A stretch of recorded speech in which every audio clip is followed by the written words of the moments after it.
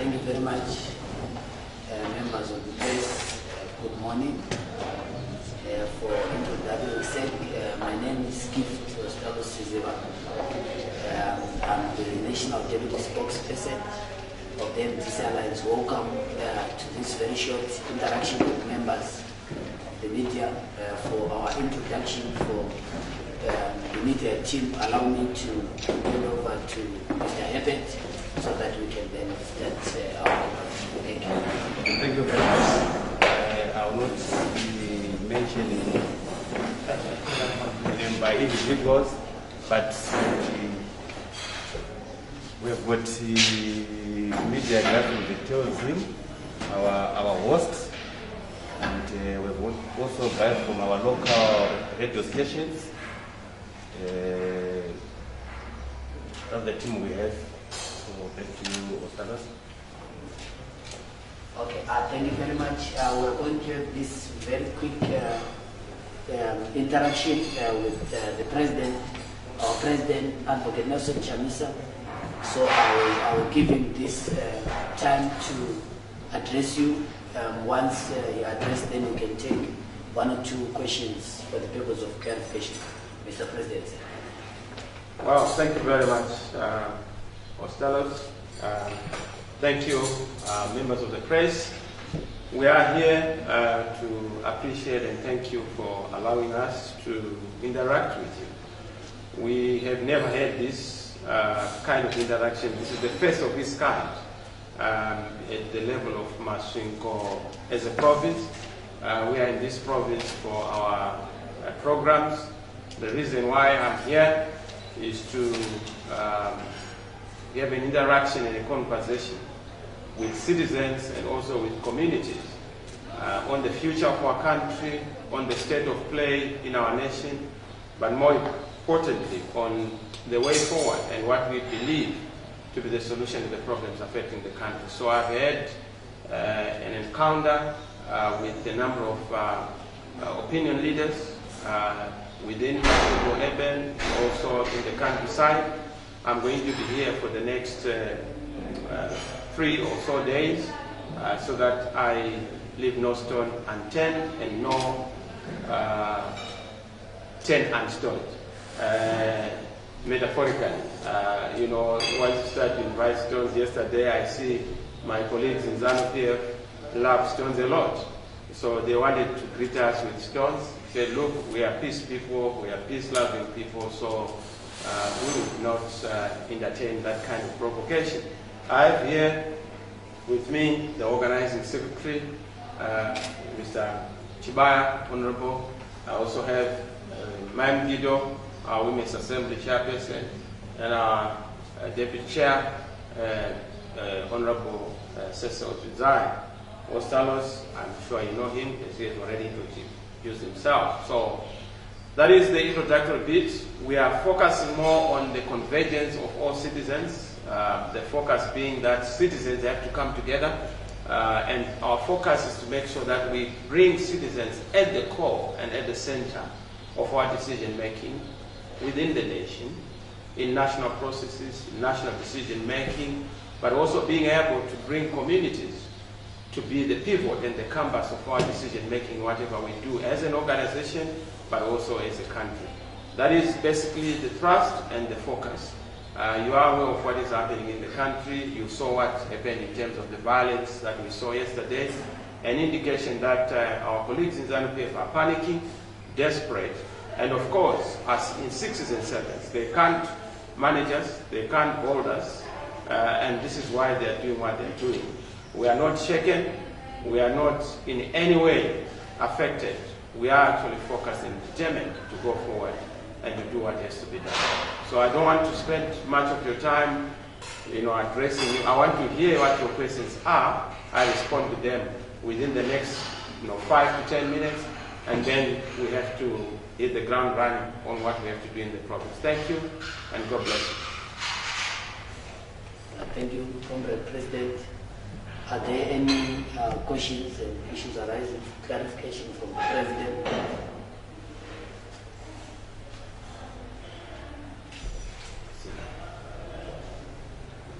Yes. Yes, you can come. Introduce yourself and then. Thank you very much. My name is Clayton Sheren. I'm with Chosen News. Mr. President, your vision has been very clear that you want to see a united country. My question is, how will you tackle the issue of inclusion of special interest groups or marginalized communities in the run-up to the 2023 election? That is my question. Is there another question before the President comes in? Well, I suppose we need to answer that first. Yes, special interest groups are very important. If you look at the party level, we actually have a special arrangement within the organs of the party. We have special interest groups and minorities groups portfolio secretary, who is in charge of coordinating the work around all the special interest groups and also minority groups. We know they've done a good job. It's part of what is also going to be the input into our national policy to make sure that we consider everybody. In fact, our policy is that nobody should be left behind. Nobody should be excluded. We are an inclusive party. If you look at persons, with disabilities, PWD, we've actually even created a special disability council within the party to drive and monitor the process of inclusion, the process of participation and involvement of those who are in that category, and they've done a good job. Mr. Masvingo is the one who is in charge with Advocate Mateta. They are doing a fantastic job. Of course, having structures is not adequate. It's also to be able to come up with the policies, and those policies are in place. Just yesterday, I had an interaction here in Masvingo with people with disabilities, and they gave me their feedback on what should be done, what they're expecting, and that is the kind of conversation we're going to promote. But going forward, the country at the national level must actually break, the past tradition of marginalizing and ostracizing special interest groups. How do we do that? We must streamline all government programs, all government facilities must always ensure that they are involving and also including those special interest groups. But to be able to involve them, it entails making sure that we reach out to them. We also involve them in decision making at parliament and legislative level, but even in the executive and also in local authorities. So yes, it's something that is quite pivotal, and I've told you that from a structural point of view, but also from a policy point of view. It's something that is quite big and that we focus on. I hope I've answered you. Thank you. Thank you. You can come in. Thank you very much. My name is Basmo Kusipa. My question is in relation to the incident that happened yesterday. Social media was awash with various information, which I want to say some was misinformation, some probably fake news. Can you clarify what really happened yesterday, and then probably your reaction towards that incident? Well, I'm also sure what you want me to clarify. The evidence was there for all to see on what happened. There was violence. There was an attack on our convoy. Some were injured. A former councillor who was recalled was actually injured in the process, Mr. Berikunas. Journalists were there, I'm sure the Mira were there, and they saw what happened. So the police know what happened, ZANU-PF know what happened, local people know what happened. So it's not conjecture. Of course, we see people from government trying to pull the usual stunts of then fabricating things, trying to insinuate things that did not happen.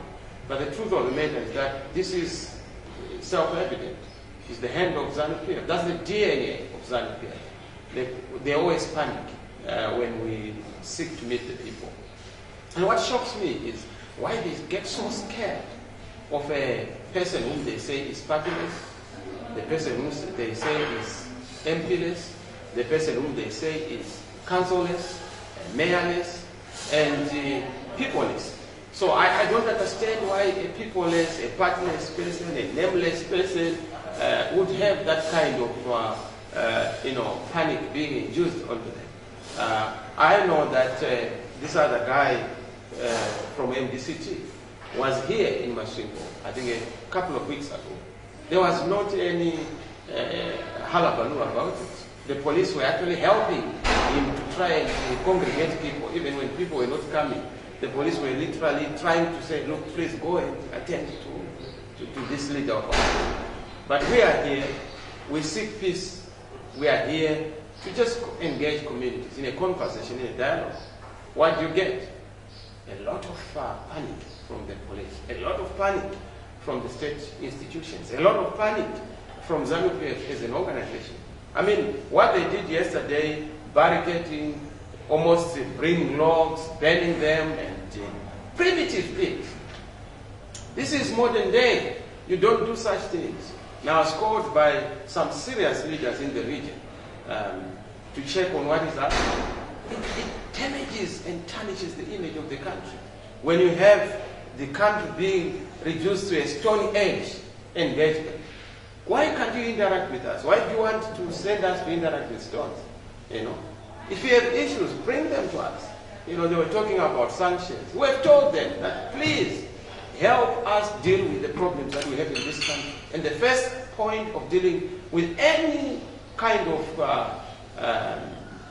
conditions that have been put or conditionalities that have been put on the country is internal dialogue, so that we can give them ideas on how to solve this very simple problem. ZANU-PF think that the issue of sanctions is a complex problem. It's a very simple one. You don't need to go and have a SADC resolution which is not being implemented. You are actually tarnishing SADC by inviting them to an issue that they are not able to unpack and even revise. We need to go and tick the boxes on the issues to be solved. In this country, if we don't deal with bad governance, we don't deal with sanctions, we don't deal with corruption, we will not move forward. But to be able to deal with that, we need a political settlement, an internal political settlement that will bring every Zimbabwean to move on how we return our country to legitimacy, how we return our country to a democratic path, credible elections, undisputed free and fair elections by the people of Zimbabwe, that we will be able to move forward and have an inclusive society where everybody is a winner. We don't want a winner take all kind of situation. Let's be clear on the clear guidelines. Hand over, take over. We are busy focusing on how we are going to take over power in this country because it's a constitutional requirement. Regime change is a constitutional requirement. That's why elections are held. Some people want to bastardize and criminalize what they call regime change. Regime change or regime continuity is the sole function of an election. So when people choose to change the regime, it's done according to the Constitution and according to an election. That is what it's doing. And there should be no problem. So yes, yesterday we had those problems. For us, it's almost like an assassination attempt. People may think that is just stoning of, but when you have people who actually, there was a possibility of loss of life. Now when you do such ambushes, hiring people, dragging them, giving them beer, opaque beer for that matter, that is antiquated, and backward. We don't expect that. This shows you that even in the run-up to the election, the leopard does not change these sports. ZANU-PF is likely to do what they know best, their DNA, which is violence, especially when they know that they are not going to win the elections. But tell you what, it doesn't matter what they do, the writing is on the wall. The people are going to win, and the people have won. So yes, we see this attempt, an attempt to try and ban us. We've been banned on ZTV, we've been banned on radio. You will never hear about us on radio, except if we are being attacked. We've been banned in the Zim papers, Stable, the Herald. You will never see us in the Sunday News or Sunday Mail. In fact, for the past 5 or so years, I've never been interviewed by the Sunday Mail or the Herald. Not that I want to be interviewed, but at least let them herald what I'm saying. Let them at least have the Sunday News or Sunday Mail of the things that are being said by our party, rather than what they are interpreting or saying on our behalf. They've tried to ban us even in parliament. They've tried to ban us even in the courts. They've also tried to even ban us in our headquarters by trying to create that other outfit, which is their creation. They've tried to even ban us to exist as an opposition. Even exec. Anything with a Z, they want to ban us. I'm sure Zinara is going to ban us very soon and will not go on the roads. They are so determined to ban us. Anything Zimbabwe, they don't want to hear about us. But they can't wish us away. We are the people's party. We are the people's force. We are the chosen people. That's why they've not recovered from 2018 when we defeated them in an election. But look, we are not shaken. We are not worried. We are determined. If Mugabe was bad, this one is worse. He seems to have learned nothing and forgotten nothing about dictatorship and autocracy and the following. Thank you. Okay, we'll take the last two questions. My question, I think I want to focus on the youth. What is the MDC Alliance done in order to incorporate the youth? Because as far as maybe it's my own observation, we can see that the youth are almost 60%, or they are said to be 60% of the electorate. And right now, with this restrictive environment of the COVID-19, it seems they are banning the issues of campaigns and that stuff. So what is the Alliance done so that they can incorporate that larger number of the electorate, so that maybe they will reflect on the 23 amnesty forms? Thank you. I think the first thing that is so evident, and you don't need any village, that the MDC Alliance has done is to give you a youthful presidential candidate. You doubt that? That's the first thing that has been done. So that is the first, you know. And you know that it is the MDC that has had in all the occasions the youngest member of parliament at some point in time, post independent. Of course, Ma'am Juru was also young, and then also in cabinet, you know, we had the youngest minister, but also the presidential candidate is the youngest presidential candidate. So young people are not only there as an accessory or as footnotes in this struggle. They are actually at the core of this. They are the leadership. They are leading. You will find, look at the youthful Costello holding a position of deputy spokesperson. That tells you how serious we are about young people being in leadership. And we are not afraid. We are not even scared of standing out tall.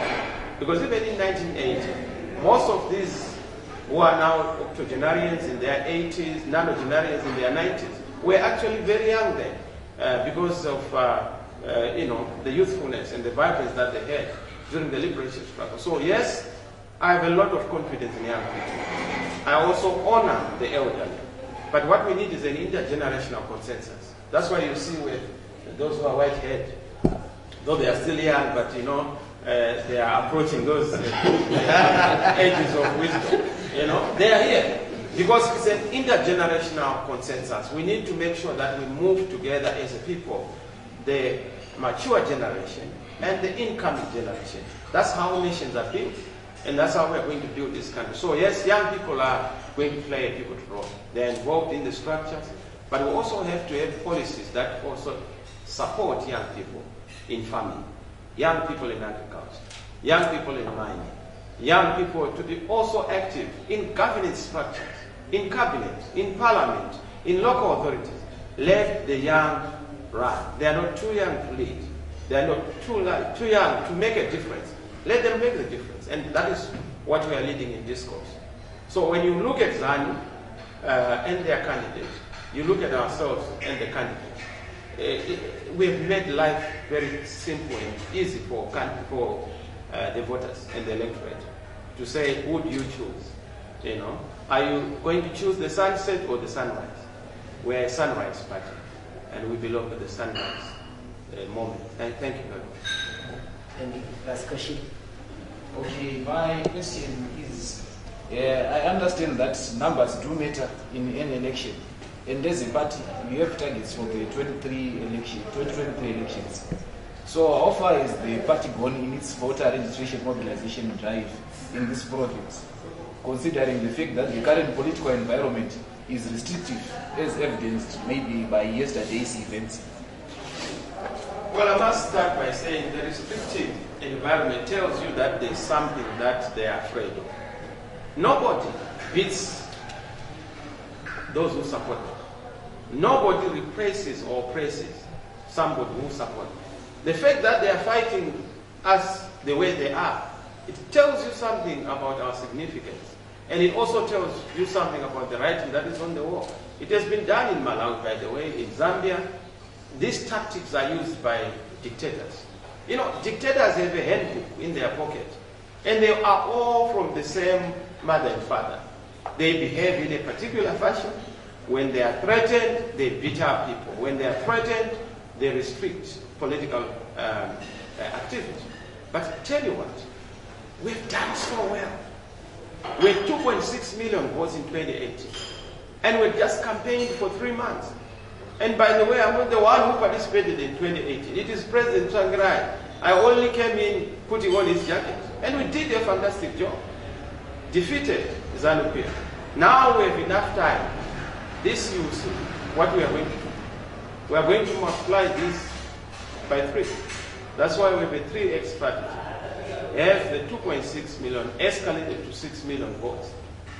ZANU want to target 5. They are very ambitious.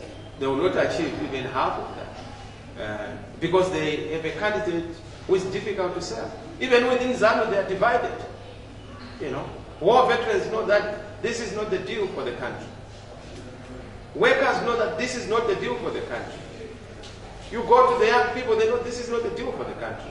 Within ZANU, as I have said, they are all clear that they were sold a dumb squid, a ruse, and they are looking unto us to provide that leadership. And we are proud to provide that leadership. We've done very well. The figures are showing a significant, support for the party. And that's why you see the convergence narrative. Everybody is converging. Doctors want change. Workers want change. Traditional leaders want change. Young people want change. Journalists want change.